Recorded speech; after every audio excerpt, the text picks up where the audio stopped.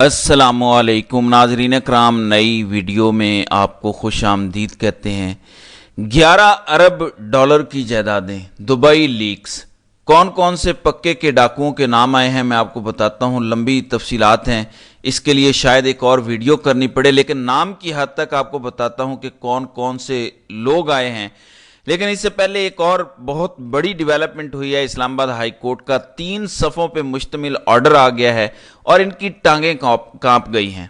आज हुकूमत कभी अटार्नी जनरल प्रेस कॉन्फ्रेंस कर रहे हैं और बहुत बड़ा अपनी चालाकियों में इकरार जुर्म कर बैठे हैं। ये जरा सुने। तो मैं और वजाहत कर दूं कि मेरी मालूमात के मुताबिक किसी भी सिक्योरिटी एस्टैब्लिशमेंट के ऑफिसर ने कोई किसी किस्म का बराह रास्त ना राब्ता किया है और ना वो करते हैं, ना कर सकते हैं। सो वो राब्ता जो था वो अटॉर्नी जनरल ऑफिस हो या थ्रू हुआ, और वो इस हद तक हुआ कि जो ऐसी हसास किस्म की जो मालूमात है वो इन कैमरा की जाए, वो बराह रास्त उनके गोश गुजार की जाए, और यहाँ तक ही बस जो थी वो दरख्वास्त थी।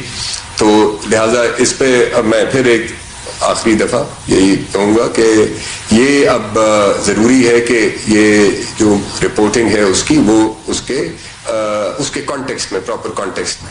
जी, अटार्नी जनरल ऑफ पाकिस्तान ने एतराफ़ जुर्म कर लिया है कि हाँ, मैंने ही जज को पैगाम पहुंचाया था सिक्योरिटी एजेंसीज का। बाबर सत्तार के खत के जवाब में ये बौखला गए हैं।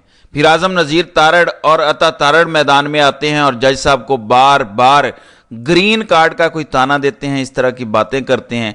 ये बहुत बुरे फंसे हैं।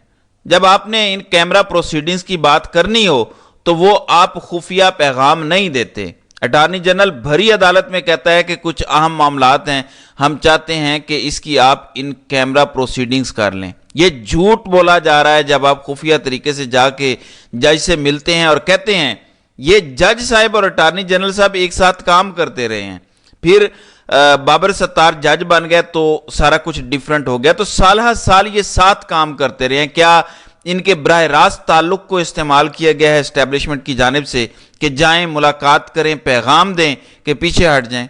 क्योंकि जज साहब ने इन्वर्टेड कॉमर्स में लिखा है कि security establishment asking me to back of from extensive security of the existence and mode of surveillance. यानी जज साहब ने यह बिल्कुल नहीं कहा कि मुझे कहा गया कि प्राइवेट कर लो, सीक्रेट में कर लो, बल्कि कहा गया बैक ऑफ। ये इन्वर्टेड कॉमर्स में है। ये मैसेज उन्हें डिलीवर हुआ तो अटार्नी जनरल ने 2-3 चीजें कंफर्म कर दी हैं। बुशरा बीबी की दरखास्त थी और अभी तक सब सवाल पूछते हैं कि इस मुल्क में रिकॉर्डिंग कौन करता है, लीक कौन करता है। यहां पे साबित हो गया कि आईएसआई रिकॉर्डिंग करती है, आईएसआई लीक करती है, और ये इतराफ़ जुर्म कर लिया गया है अटार्नी जनरल की तरफ से कि अटार्नी जनरल ऑफिस से उनका पैगाम आगे पहुंचाया गया था। पैगाम क्या था, सिर्फ इस पर बहस है। यह तय हो गया है कि अटार्नी जनरल ऑफिस के जरिए धमकी पहुंचाई गई थी। यह इतराफ कर लिया गया है मौजूदा हुकूमत की जानिब से। अब इस पर बौखलाई हुई प्रेस कॉन्फ्रेंस जो तारड़ बिरादरान की थी वो भी बताती है कि बहुत ज्यादा घबरा गए हैं। बल्कि यकीनन आईएसआई वालों ने कहा होगा कि ना हंजारो, तुम्हारे लिए हमने पूरे मुल्क में अपने आप को जलील करवा लिया, तुम्हें फॉर्म 47 की हुकूमत दिलाते और तुम हमारा दिफा भी नहीं कर रहे सही तरह से। जाओ हमारा दिफा करो। और दोनों भागते भागते तारड़ बिरादरान आते हैं और दिफा शुरू कर देते हैं कि नेशनल सिक्योरिटी पे कोई कॉम्प्रोमाइज नहीं करेंगे।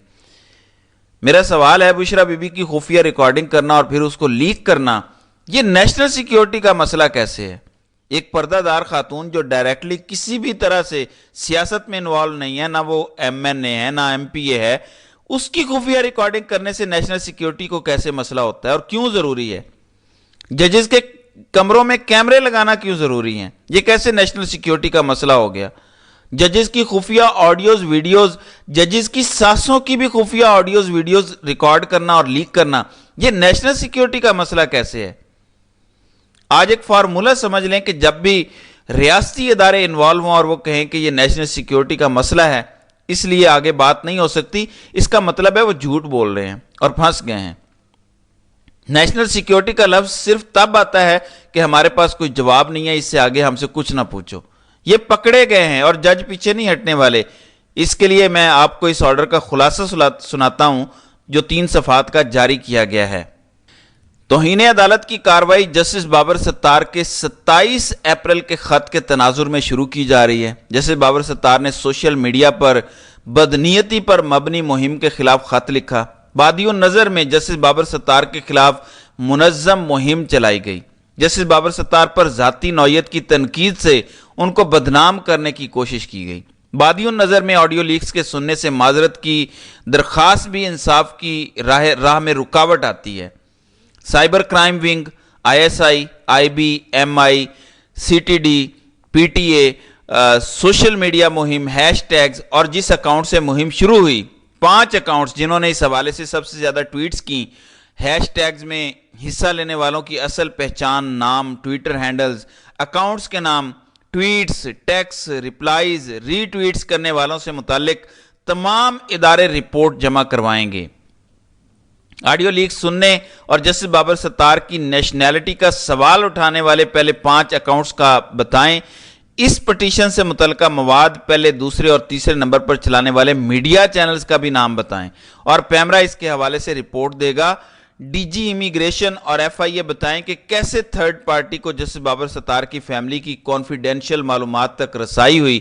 FBR بتائے کہ کیسے اثاثہ جات کی تفصیلات تک تھرڈ پارٹی کو رسائی ہوئی۔ آئندہ سماعت سے قبل تمام ادارے رپورٹ عدالت میں جمع کروائیں، تو پتہ چل جائے گا۔ یہاں سب کو نہیں رگڑا جائے گا، سوشل میڈیا میں بھی پہلے 5 اکاؤنٹس جنہوں نے یہ مہم شروع کرنے والے ہی ہوتے ہیں، جو شروع میں سٹارٹ لیتے ہیں، وہیں سے پھر کھرا ملے گا۔ پہلے 5 کون سے اکاؤنٹس تھے، پھر میڈیا کے کون سے چینل تھے، پہلے نمبر پر کس نے جج صاحب کو ٹارگٹ کیا، پھر دوسرے اور تیسرے نمبر پر، تو ان سب چینلز کی بھی شامت آئے گی، DG امیگریشن کی شامت آئے گی، FIA والوں کی شامت آئے گی، اور پھر جب وہ نہیں بتائیں گے کہ اصل میں کس نے یہ سب کروایا تو سبھی بھگتیں گے، یا سچ بولنا پڑے گا، بتانا پڑے گا کہ پیچھے سے کون ڈوریاں ہلا رہا تھا، یا پھر نتائج کے وہ خود ذمہ دار ہوں گے۔ عدالت انہیں کٹہرے میں لانے کے لیے تیار ہے۔ ناظرین اکرام، دبئی لیکس آنے سے پہلے ٹاؤٹ فیصل واڈا کہہ رہا ہے کہ بڑی سازش ہو گئی ملک کے خلاف، دبئی لیکس میں PTI کا کوئی نام نہیں ہے، فلاں نہیں ہے، دیکھیں ججوں کو بھی کلین چٹ مل گئی، PTI کو مل گئی، اور باقی لوگوں کے نام آ گئے، تو یہ سازش ہے، یہ ملک کے خلاف سازش ہے۔ ناظرین اکرام، میں آپ کو بتاتا ہوں کہ دبئی لیکس میں کون کون سے لوگ مینشنڈ ہیں۔ آصف علی زرداری کے 3 بچے، یعنی بلاول کی جائیدادیں دبئی میں ہیں، آصفہ کی ہے، بختاور کی ہے، تینوں کی دبئی میں جائیدادیں نکلی ہیں۔ محسن نقوی کی بیوی کی جائیداد نکلی ہے دبئی میں، شرجیل میمن کی فیملی کی جائیداد نکلی ہے، فیصل واڈا کی نکلی ہے، پھر 4 مزید MNAs ہیں، 6 MPAs ہیں سندھ اور بلوچستان اسمبلی کے، پھر مشرف تو اب دنیا میں نہیں رہے، دیگر جرنیل درجنوں ہیں جن کی جائیدادیں نکلی ہیں، جن کے نام کچھ یوں لکھے ہوئے ہیں کہ جنرل پرویز مشرف، جنرل شفاعت اللہ، احتشام ضمیر، انیس باجوہ سپاؤس، نجم الحسن شاہ، محمد فاروق، راجہ محمد عارف نذیر، احتشام ضمیر اور ان کے بچے، ایک فارمر DG کاؤنٹر انٹیلیجنس، ایک سابقہ DG کاؤنٹر انٹیلیجنس ISI، ان کی بھی جائیدادیں ہیں، 2 retired air vice marshal air force کے ہیں، اور ایک سرونگ IG پولیس، ان کی جائیداد ہے، اور ایک ریٹائرڈ پریزیڈنٹ نیشنل بینک کی بھی جائیداد ہے۔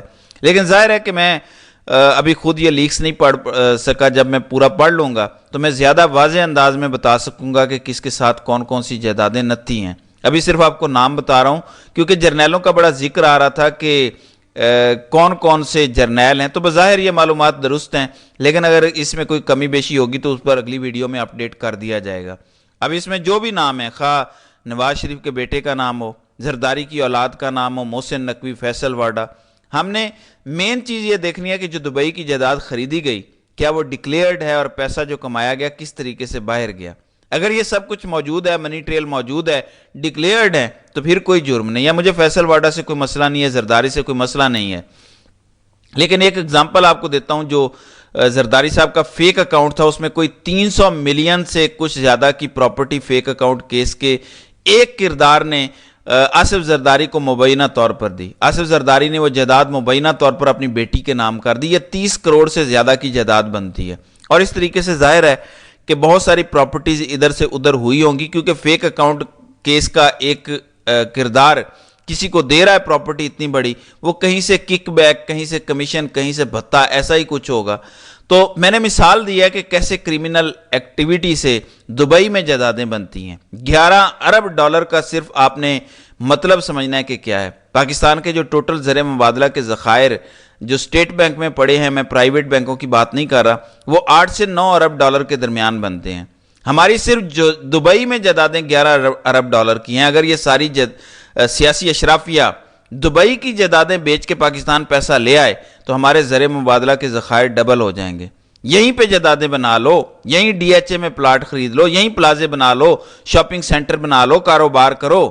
اگر یہ سب لے آئیں گے تو پاکستان کے زر مبادلہ کے ذخائر ڈبل ہو جاتے ہیں. آئی ایم ایف کی شرائط فوراً نرم ہو جائیں گی اور پاکستانی قوم سکھ کا سانس لے گی. ڈالر نیچے آنا شروع ہو جائے گا، مہنگائی نیچے آنی شروع ہو جائے گی. لیکن یہ ایسا کبھی نہیں کریں گے. پہلے بھی لیکس آئے اور اب بھی لیکس آئے ہیں، تو پہلے بھی اور اب بھی عمران خان صادق کو امین قرار پائے ہیں. عمران خان کا کوئی نام، کوئی جگہ جائیداد ان کے نام نہیں نکلی. تو فیصلہ سازوں کے لیے یہ سوچنے کا مقام ہے کہ کس طرح کرپٹ ٹولے کو اوپر بٹھا کر اس عوام کو چونا لگایا جا رہا ہے. تو ناظرین کرام، آپ کی اس ویڈیو کے حوالے سے کیا رائے ہے؟ آپ اپنی رائے کا اظہار کامنٹ سیکشن میں ضرور کیجئے گا.